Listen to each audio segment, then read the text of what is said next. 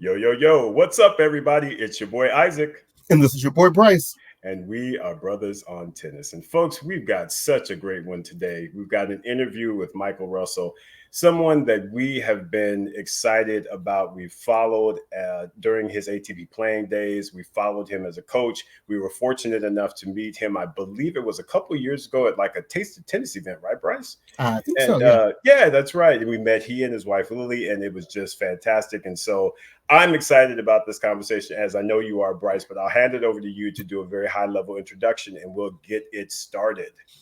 And for those of you that are not familiar with who Michael Russell is, I mean, when you think about the history of American tennis, he's there. Someone who had a very stellar junior career, someone who, although it was short, had a very stellar college career. But maybe a couple of the most memorable matches we can think of in Grand Slam history that I don't know if they're so memorable to him or not, but we'll talk about that when we get there. But some of you may know him even better as a coach.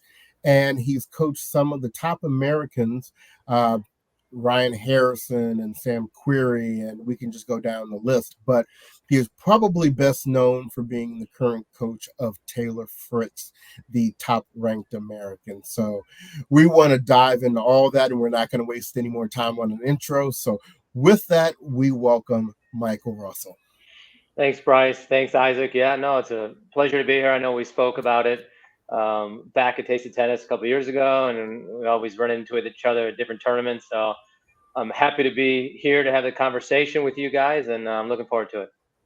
Excellent. Well, we appreciate it, Michael. I'm going to just put it out there. You are just one of the most I appreciate the interactions as few as they are, but the interactions that we have had with both you and your wife Lily have always been just exceptional. You come across as just a good person and human being, and we just really, really appreciate that of you. So I want to put that out there first for Thank everybody you. to know. I appreciate those nice words.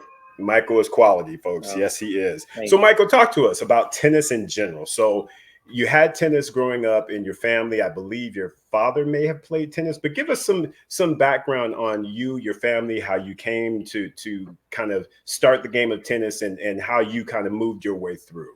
Yeah, so I grew up in Michigan. I have an older brother. He's 3 years older, and both of us played junior tennis. And we grew up in a tennis family. My father played collegiately at University of Michigan, and they won the Big Ten when he was there. So he was a respectable tennis player, and he's always been in the tennis world as a tennis entrepreneur. So he was a tennis manager, and then ended up owning two indoor tennis clubs. So I was fortunate enough growing up, especially in Michigan, indoor tennis. I was able to get court time, and also having my brother, we could practice with each other. And so I grew up playing tennis, and I played multiple sports. I played soccer, played baseball, but just really gravitated towards the one-on-one aspect of tennis. So it's you lose and you win. You can't really blame other people, even though as a pro we always do blame other people. But you can't do that. So I just loved it. I played junior tennis all through the Midwest.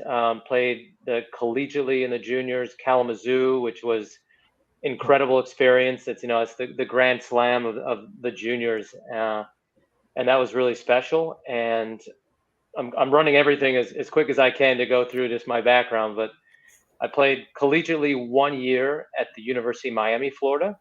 And one of the reasons I went there is because my good friend and coach, Rodney Harmon, who I knew through the USTA, was my junior coach. And then he took over the realm at University of Miami. So it's just a natural fit. And he knew that I wanted to be a pro player. And after 1 year there, I had a great year as a freshman. I think at the time I had the most wins ever in a single season in singles at the University of Miami. Including winning the national Rolex indoor title as a junior.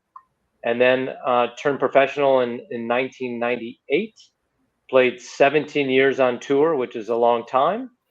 Then transitioned into coaching in 2015 and started with the USTA and worked with a lot of exceptional American tennis players, and that's brought us full circle to where I am now and privately coaching Taylor Fritz for the last 3 years. So, we know in your career you faced a number of challenges. And, one of those challenges, probably from the beginning, and Michael, you and I are of a similar height. So, I think the word always in the beginning was, well, you kind of, short to play the sport, yet you were very, very successful. How did you handle that kind of feedback and allow that to propel you to the successes that you had? Yeah, I think it's part of society. We like to generalize and stereotype people and certain things. And even growing up as a junior, of course, some of the coaches and sponsors were always, advocating, oh, well, this person has a great future because they're, taller, or they do certain things better. And I always use that as motivation and fuel, whether that was in the gym or on the tennis court, to work, a little bit harder, because if I'm not going to be the tallest guy, well, then I need to have some type of weapons, whether that's my speed, whether that's my reaction time, my explosiveness. So, I was always looking to improve upon those areas and just use, I don't want to say naysayers, but, we all have them, and just use that as motivation to become a better person on and off the court. Absolutely love that.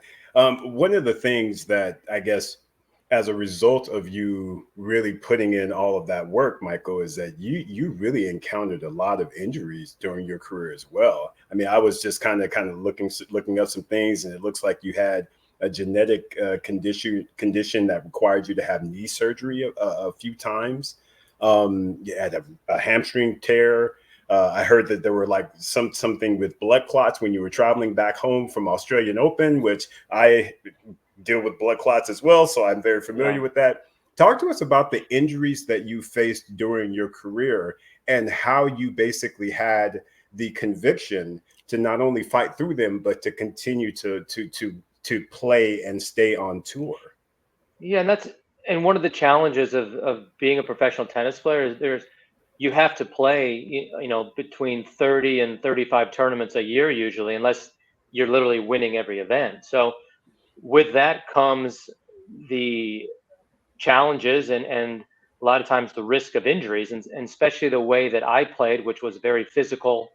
I'm earning my living on my feet, and I'm training exceptionally hard. So I did get injured quite a bit. And fortunately, I have a good team around me and good doctors. And I'm also a little bit stubborn too, which a lot of tennis players are, which is a good thing. But sometimes, there can be a fine line where I'm overtraining, quite a bit, and that can, push the envelope as certain injuries. So it's you got to have a lot of patience, a lot of perseverance. So when you go through injuries, sometimes you have to take extended periods of time and rebuild your body up from a lower level and give it time to get stronger. And it's challenging. Yeah, I mean, as you said, Isaac, I had 3 knee surgeries, a torn labrum in my shoulder. Those were the major surgeries, and then the health scare with the blood clots coming back from Australia. They were just saying my blood was a little bit thicker, and even though I usually try to walk around on those long flights, it was scary. I mean, for almost 2 months, I had to self-inject myself with warfarin and take the blood thinners. So definitely a little bit of a scare at that time. Wow. Well, you played during what I call the golden era of American tennis. I mean, Agassi and Sampras and Todd Martin, and the list goes on and on. Um, Having that experience of playing with those legends, and maybe some of the people I didn't even name, was there a particular player that if you saw you were playing them, you were just like, oh, you know? I mean, there's a couple players that kind of play similar to I do, Mhm. but they might just have a little more firepower. So it's kind of guys like a Nikolai Davydenko. a David Ferrer, a Leighton Hewitt. Even though I actually did beat Leighton Hewitt, which was good. I did get that. I did get that one victory under my belt, so that was nice. But some of those guys, were just, my speed and my ability to persevere and maneuver the ball in uncomfortable positions on the court didn't affect them as much because they were also great movers and could hit the ball big. And obviously, all three of those players finished in the top 5 in the world. So, we're talking about exceptional athletes and players, but those guys were always challenges, which I knew was like, okay, this is going to be very tough. Absolutely. Well, one, of course, match that comes into my mind, Mike, is the French Open back in, I believe it was 2001. Bryce has been involved with tennis for a very long time. I actually started watching tennis and everything around 98, 99. So I was a little bit late to the party, but I do absolutely remember watching the match that you played against Guga Kirtan, who was the defending champion at the time. You were up 2 sets. You were up 5-3, I believe it was. I was like going crazy because I was like, Michael's going to do it. He's about to get it done. Yeah. I mean, like I said, I was all in. I wanted to ask you, just in thinking back to that experience, how do you think on that experience? Just how were you feeling in that match? I just kind of want to ask all those little questions around, how'd you feel, how you think about it, and what did you learn from that match after it was all said and done? Yeah, for sure. I mean, it was twofold. So coming into that event, I had to come through qualifying. And right. The first round of qualifying, I was down match point. And so I ended up saving match point, qualifying, and then winning 3 rounds in the main draw. One of the victories was over Sergey Bruguera, who, former double champion at Roland Garros. And so then, I showed up at Roland Garros playing qualies, and then literally 12 days later, I'm on center court playing defending champion, #1 player in the world, which you don't usually expect that, obviously, coming in as a qualifier at that time, especially at that stage in my career. So I was playing exceptionally well. I had a lot of belief in the way I was playing and my fitness. And then combine that with Guga doesn't know who I am at all. So he's also, taking me a little lightly. And I came out just playing phenomenal. I had a great game plan, wasn't giving him any pace, really making it uncomfortable, using slices, using drop shots. And, I found myself in a position to win at 5-3 serving add in. We had a 22 ball rally. And one of the rally balls he hit goes off the back of the line. He ends up winning the point, breaking me. We go to a tiebreak, close tiebreak, and then he ends up literally serving incredible the next 2 sets. Like I literally couldn't get into his service games, and he was kind of the first clay court player that could serve 130 miles an hour and crush winners. Prior to that, most of the clay court players are more like specialists that would play a lot of spin and really maneuver the ball around the court, where Guga would just overpower you on the clay. And he ended up coming back and winning in 5, and then we know the rest is history, obviously drawing the heart and winning the French Open. But for me, obviously I was disappointed, getting so close not to beating the #1 player in the world in such a big stage. But at the same time, that was the first time that my ranking catapulted into the top 100. So now I was going to have all these opportunities to play in the bigger events, guaranteed playing in all 4 majors. So I was also breathing with confidence. I was like, okay, I can play this close to the #1 player in the world. Like I can play with these guys. Like this is for real. It's not just a dream and an outside thing that I've always had. Like, hey, I want to be a professional tennis player. This is like, no, this is legit. Like I'm here. I can play. And I've always used that, ever since that day. Every time I step on court, and whether I played, Roger at the French Open or Rafa at Wimbledon, and I've always given myself the belief that, I can win these matches, and I can play very competitive matches, whether win or lose. I'm not going to walk on court and I'm going to make this guy beat me if he's going to have to beat me, and he's going to have to work his tail off to do it. Right. So we will transition a little bit from some of those memories as a player, and let's talk about the end of your career. Obviously, with every athlete, there comes a time when you kind of have to have that conversation with yourself that maybe it's time for the next step in your journey. And so for you, what was that like? Was coaching always something you wanted to do? Is that something you knew you were going to do, or did it kind of come to you some other way? Yeah, it's challenging, as you get to that stage where you are getting a little bit older in tennis terms, you're not as explosive and as quick as you used to be.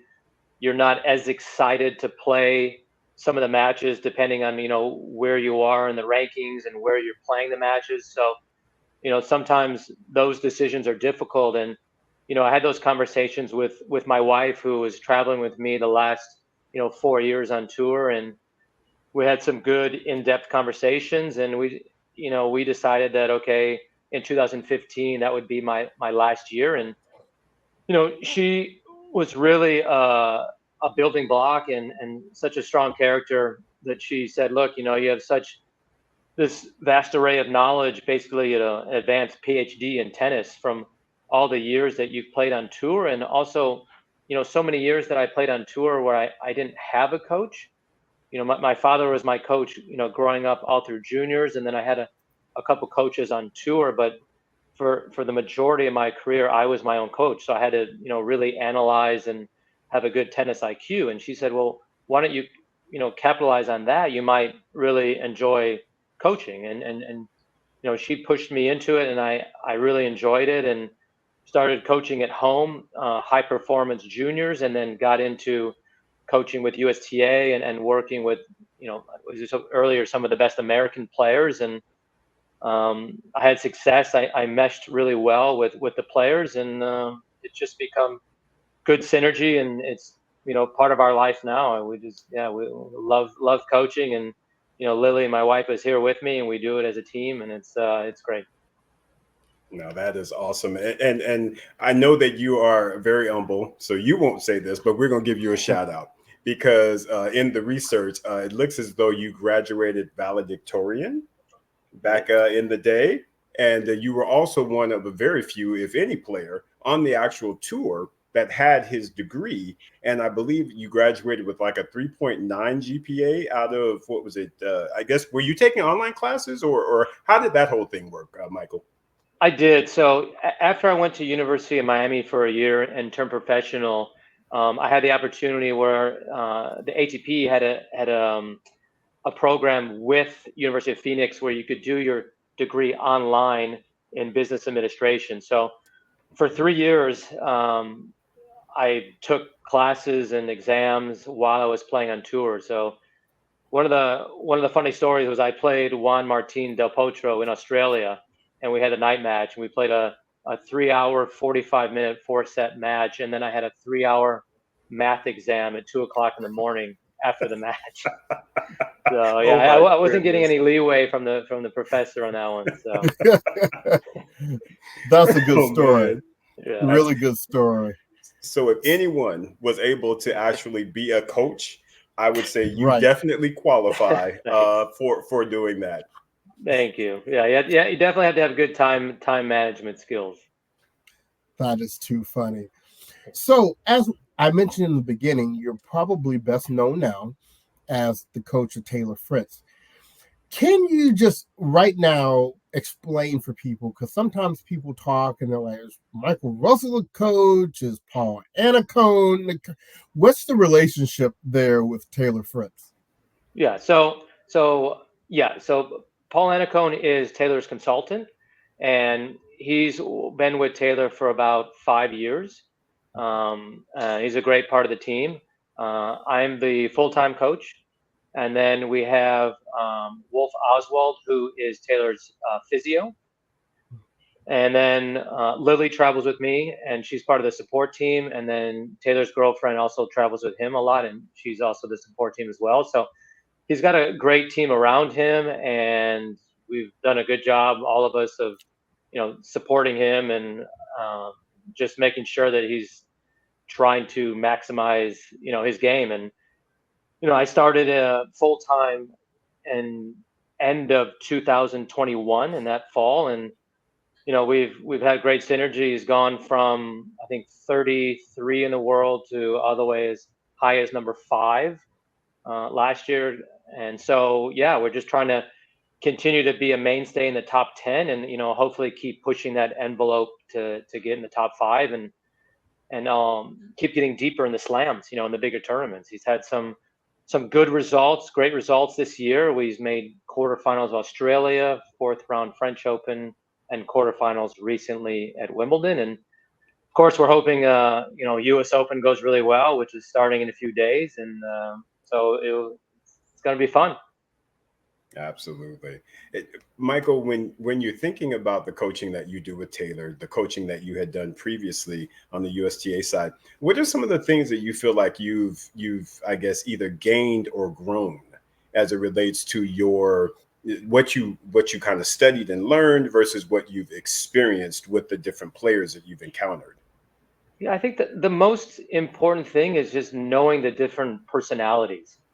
Knowing and learning, how to communicate, how to absorb information, how to decipher analytics, and then also, being empathetic. That's extremely important as a good coach, and also just being passionate. I spend many hours looking at video and not only of opponents but also of my own player, which is Taylor right now, and just making sure we're always, working on something, whether it's in the gym or on court to get better, because, people are always looking at improving, whether it's through the fitness, the nutrition, the mental fortitude, and then on court, technical, strategical, tactical. There's so many facets of tennis and outside of tennis where you can improve. And it's just such a small margin that those improvements can make, the difference of being 7 in the world or being 12 in the world or even being, 20 in the world. So. Well, it's been a while since we've had an American champion at a Grand Slam. And, I think right now we're experiencing this really great situation. I think we have, 5 American men in the top 20. Exactly. Can you speak a little bit about the camaraderie maybe that exists between the players, and are they helping to kind of push each other up the ladder a bit? Definitely. I mean, it's a healthy competition. Taylor's been the number 1 American, and he covets that position, and he knows the other guys want it. So, he's fighting for that, and, they're right behind him and pushing it. And then a couple of those guys have gotten it, this year for a little bit of time. And so it's really nice to see, and hopefully they can keep pushing each other up there. And we can see those top 5 guys, not just top 20, but top 5 in the top 10. That's kind of the ultimate goal. Hopefully, I'm a little biased. I want Taylor to continue to be the top dog, of course. Yeah. But it's great to see. And Francis having a great week last week in Cincinnati, so now he's in the top 20. So it's excellent for the men's tennis, for sure. Absolutely. I mean, we want to see very much like the ladies, because I think in the race on their side, we have basically slots 5 through 8 in the race to the year ending for the ladies. So imagine if we could do that on the men's side as well. That would be phenomenal. And again, exactly. Taylor, you can get both American men and women dominating tennis. That's the ultimate goal. Absolutely. And Michael, I guess piggybacking on that, when we talk about the players kind of motivating one another, I guess I'm interested in whether or not you as a coach do or have any interactions with other coaches as well. So we were lucky enough or fortunate enough to have Craig Boynton on, and we did an interview with him and talking with him. He's just such an awesome guy as well. Yeah. Just curious as to if you talk to a Craig Boynton or to Brad Stein or other guys like that, and is there a camaraderie on the coaching side as it relates to what you all are doing and trying to push your athletes forward? I mean, there definitely is. I'm good friends with CB. I've known him for so many years from when I was playing, and he was coaching some of the players that I played against. and then also Brad as well. I mean, I know Brad really well. It's a good camaraderie. We're all traveling around. It's kind of like the traveling tennis circus. So we see the same people every week. So you always want to be on good terms, and they're great people. So it's friendly. We have good discussions. We don't usually talk so much about our individual players, what we're working on, of course, because that's a little more confidential. But we do talk about certain things, what's going on in tennis, and how the sport in general can improve, and also just how it can help the coaches. Because that's part of the process. Not that we don't have a coaches union, but we do have a little bit of a coaches group through the ATP that we're continuing to work on more benefits and different perks that help the coaches, because it's a tight group of guys that we're traveling 30 to 40 weeks, and I'm fortunate where my wife Lily can travel with me always, but a lot of the coaches don't have that ability, so it's different. But yeah, it's great. I mean, we all get along really well, which makes it easier when we're competing against each other sometimes. Well, Michael, one of the hot things in the news this week deals with Yannick Sinner and and the whole drug testing thing. And I'm not going to ask you for your opinion on that, but I would like for you to talk just a little bit about how big of a process is that for your player? I mean, all the things that you have to do, from the testing, from, be very cognizant about what they're ingesting. I mean, talk about what a big thing that is for a player to keep top of mind.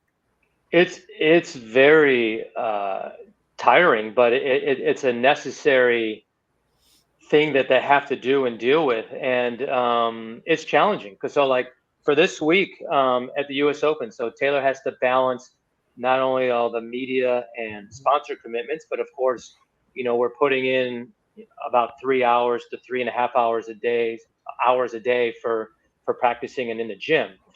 On top of that, you do get randomly tested. So this morning he had a phone call at 6 o'clock in the morning, unannounced. It wasn't a drug test, but he thought it was. So you have to be ready for it. And then other tournaments, and again later on this week, a lot of times you get calls and have to be ready and have your whereabouts at all times. And a lot of times they test you 6-7 o'clock in the morning, and it can be a blood test, it can be a urine test. So it's challenging because it interrupts your sleep. Sometimes they do it right after a long travel day, but it's part of keeping the sport clean, and you want to make sure that you're all in a level playing field and no one's taking any performance enhancing that can give them an upper hand when it's such a difficult sport and there's so much adversity with all the travel and different conditions you need to deal with on court, with the weather and the different balls and the opponents. So anything they can do to help keep the sport as clean as possible, I'm in favor of it. But yeah, it's challenging because you never know when you're going to get tested, and it can be pretty inconvenient sometimes. Isaac, let me go ahead. Just one follow up on that. So I heard for the first time, and I guess I was unaware, that you have to notify the agency like where you are. Like, is it every day of the year or something like that? Yeah, 24/7, 365, and as soon as you lose in your event, you have to update your whereabouts. Wow. And that's actually what I was going to kind of follow up on as well. Was it as, I guess, strict when you were playing, Michael, as it is now? Or have you seen has it gotten easier, better, worse? I mean, what's your thoughts on it? It's definitely been more invasive. Like, there's definitely more testing now. I got tested, but it wasn't there wasn't as much blood testing going on. But now they test more often and more unannounced. But I had to fill out the whereabouts. I would say probably the second half of my career than the first half. Gotcha. Wow, that's Yeah, that's crazy. Yeah, I don't know yeah, if I would want everybody to know where I'm at in a yeah. And then second. also you just got to make sure. I mean, it's kind of related to what happened with Yannick, but you always have to be really careful of anything you're eating or drinking or any creams or just anything, any allergy medication. You always want to make sure that the ingredients are proven safe because you Yeah. just don't know how it can be, transferred over and what's going to end up in your system. So And that was so odd with him because, as I understand it, it was just a massage. It was cream that he was like, as he was having a, I guess, warm down massage or something that somehow or another seeped into right, his, which is right. insane. It's That's what not, I you're heard not too. even, Yeah, yeah, you're not I even don't know. Yeah, ingesting it. I know. Yeah, I mean, I don't know the whole science Yeah. behind everything, so I just go what I read, but yeah, you got to be careful. Yeah. So Michael, knowing that you are, well, maybe folks don't know this, but if you don't know this, folk, Michael Russell is probably one of the most fit individuals that I have ever encountered personally. Being nice, So being nice. you're in great shape, Michael. So I guess my question to you is some of the things that you are now doing in order to just keep your fitness at the level that it is that transitioning into what you, I guess, are working with Taylor? I mean, I understand it's Wolf that's kind of the, kind of that, assigned to that particular responsibility, but are you influencing any of that at all, given the the good shape that you are in? I think it definitely helps because I do a lot of the workouts with Taylor when we're at tournaments, so we can we'll do some cardio sessions together and just having the constant voice of make sure you eat enough protein, hydrate well. Obviously sometimes those reminders can get a little monotonous, but better to have more reminders than not. And just getting in the gym, I think it helps that we work out so much that he sees that and he sees that yeah, I mean the sport is so physical that it's one of the few things that you have complete control over, and that's to be fit. So to put the time in the gym and to work on your fitness, when he sees that, okay, I'm continuing to be in the gym every single day, whether we're traveling 20 hours, having that discipline and time commitment, it definitely transfers over. And I've got one follow up, if you don't mind, Bryce. I Sure. know that I looked and saw that you and Lily met on, it had something to do with a fitness competition. So you know how much I love Lily. So I need to get some Yeah. details here, Michael. So how No, did so we you all actually meet? What's no, that so all we about? actually met. We actually met through a mutual friend when I was in Houston. Okay. So it worked out extremely stars aligned. So I came to Houston to play the ATP event, but back when it was at a different location at Westside, and they used to have an exhibition invitational tournament at the River Oaks tournament, which they have the ATP event now. So a mutual friend introduced us, and fortunately we met while I was there. The first day, almost the first day I arrived. So we spent 2 weeks together nonstop, and the chemistry was great. We hit it off, and then ever since then we've been together, which is amazing. But no, Lily used to compete in fitness competitions. Wow. Yeah, Okay. yeah. Really? So I never do leg day when I'm near Lily because she puts me to shame. So I don't want to be in the same room. Oh, that's hilarious. Love it. Love I that. like that. Well, Michael, I'm not going to let you off the hot seat. I'm going to get you with another hot topic. Let's hear it. In Cincinnati last week, Iga kind of sparked a little controversy with a statement she made about the grueling nature of the tournament schedules, the number of tournaments, the number of mandatory tournaments. Probably what sparked the real controversy was Yevgeny Kafelnikov's response to her on that. But just wanted to ask you, as it relates to how you and Taylor sit down and you look at your schedule, do you find it to be challenging, or are you able to come up with a schedule that feels very comfortable for you guys to play? How does that work? No, it's a great question, and it is. It's extremely challenging, and especially now with the introduction of the 2-week Master Series events. So, you really have to factor in training blocks, time off for recovery and just rest and mental health, and then to play the tournaments. And you want to peak for the majors, you want to peak for the Master Series events, and you also want to try to get in to the ATP finals, which is at the end of the year, still sprinkling in 500s and some 250 events.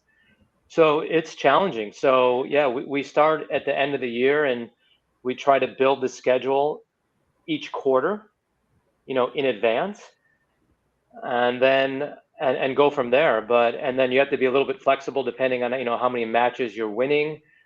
You might have to add on a tournament, and then at the end of the year, when you do have the option of getting an 8-week break, maybe, there's the allure of playing exhibitions, which offer, that nice financial reward. So it's challenging, because you want to stay healthy, you want to put in training blocks, but then you need to play a lot of tournaments, to get a good ranking and to get matches and to get confidence. So it's a constant, twist and turn in conversations that we have as a team with Taylor, and we try to, steer him to make, the right decisions and give him our best input, what we think that, would make the best schedule. So, Michael, we're gonna stay on that topic, and we're gonna keep it spicy. So, one of the things that we tend to get some feedback on from our BOT Brothers on Tennis family in regards to Taylor is that he plays a lot, and the opinion is he plays too much and doesn't necessarily or isn't able to necessarily peak, if you will, at the Grand Slams. So, I guess throwing that out there, what is your response to something like that? Because again, that is not only our BOT family has said that, but I've actually heard some Tennis Channel pundits say that as well. So what's your response to that type of feedback? So one of the best traits of Taylor is his competitiveness. He's one of the best competitors I've ever seen. So in the big moments, you want to put the racket in his hand. And so that translates to always wanting to compete and play events. And he doesn't enjoy the process as much, being on the practice court. Not to say he doesn't want to practice and he doesn't work hard in practice. He definitely works hard. But it's just, if he had the choice of, going to play a tournament or going to the practice court for a week and practicing, for 3 hours a day and being in the gym for an hour, he would much rather go play a tournament and compete and put it on the line. And that's great, but what happens is sometimes you run into the trouble of not having enough training weeks to not only get fitter and to rest and recover, but also to continue to work on your game. And so that's why we really push to have weeks off before the slams, like we're doing here, like we did before Australia. And he's had some of his best results, doing that, because we put a really good week in to 10 days before a slam, as Australia last year at the US Open, where we can get in kind of like today, a good 3 to 3.5 hour block of tennis plus fitness. So then when he steps on court that first round, he feels really strong physically, which gives him confidence, and he's played a ton of sets. So, hopefully that is a good recipe for what's going to happen to come at this year's US Open. But of course, there's some weeks where I wish he didn't play the event, but at the same time, it's tricky because, if he does have a great week, let's say it's a 250 event and he wins that event, those 250 points could be the difference of him getting into the ATP finals at the end of the year. Yep. So it's that constant battle to have a macro picture of, look, this is how we improve upon our game. This is how we get to top 5. This is how we get to deeper runs in the Grand Slams and making the ATP finals. So it's that constant dialogue. But yeah, I mean, there are good points, and there's a lot of pros and cons to say, look, you could take a few more weeks off and have a few more training blocks. Yeah. Well, I know we're getting close to the end of the interview because you have a commitment that you need to get to, so we want to be respectful of your time. But we can't leave without acknowledging the recent success that you guys had at the Olympics, which talking about scheduling only complicates things for you in an Olympic year. But can you talk a little bit about that experience? And also, when you hear people sometimes say, oh, well, the Olympics is just another tennis tournament for tennis players. Yeah, I mean, he was extremely excited, and it's a great accomplishment to have a medal at the Olympics. And also, he was so proud to be able to do that with, his good childhood buddy and competitor Tommy Paul, who's one of his best friends on tour. So that was really special, and it's really neat. And also having that opening ceremony, being it was so unique, being on the American ship, that barge all through the Seine through Paris, and being with the other athletes, staying in the Olympic Village. It's not every day where you get to meet, the other best athletes in the world. So that was really neat. And, you got to talk to some of his favorite players, and, just going through that whole experience, you can't, it's invaluable, but it's tricky. Bryce, you said it, it's, you come off the grass at Wimbledon, you have a few days of rest recovery, then you have a few days of training on clay, you go and you play in hot and humid conditions in Paris, and then you literally fly directly to Montreal to play on a fast hard court and try to get ready. So it's definitely not ideal. Main thing is to not get injured. That's what we're all hoping for. And then, of course, you want to play well. He didn't play as well, which is kind of expected. Speaking of talking to other coaches, talked to Brad Stein, and everyone expectations are sometimes tempered because it's coming such difficult conditions to expect to really play your best tennis. But that's part of the knowns that we figured what would happen. And he's had 2 weeks to continue to play in hard court and try to get adjusted. But now he's got a bronze medal, and he'll always have that for the rest of his life. And it's cool. It's really cool to have that. So it's very special. And hopefully he can get an opportunity to play at home in LA in 4 years, and that would be another very cool experience for him. Absolutely. Did you take a picture with the medal, Michael? No. He showed it to me. Yeah, it's cool. It's cool. I can get it if I need it. I'll get it. There you go. Well, Michael, it's been, of course, a great time talking with you and having you with us. And just wanted to open up the floor to you. Is there anything that you wanted to share with the listeners, viewers of this? Anything you want them to know that hasn't been mentioned? I don't think so. I mean, it was great talking to you guys. I know we've talked about it for a while, and we're here in New York City getting ready for the U.S. Open, and hopefully we can have a great run here and excitement and get some great American tennis. And of course, hopefully Taylor has a great run and get a lot of fan support. And that's it. So I've enjoyed talking with you guys, and we'll do it again. Absolutely. And give Taylor our best and best wishes for the tournament. And Michael, you are the absolute best. Thank you so much. Thanks, Bryce. Thanks, Isaac. All right. Everyone, Appreciate this has been Michael Russell on Brothers on Tennis. Have a good one.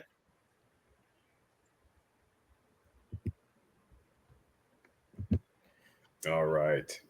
Did you hit stop?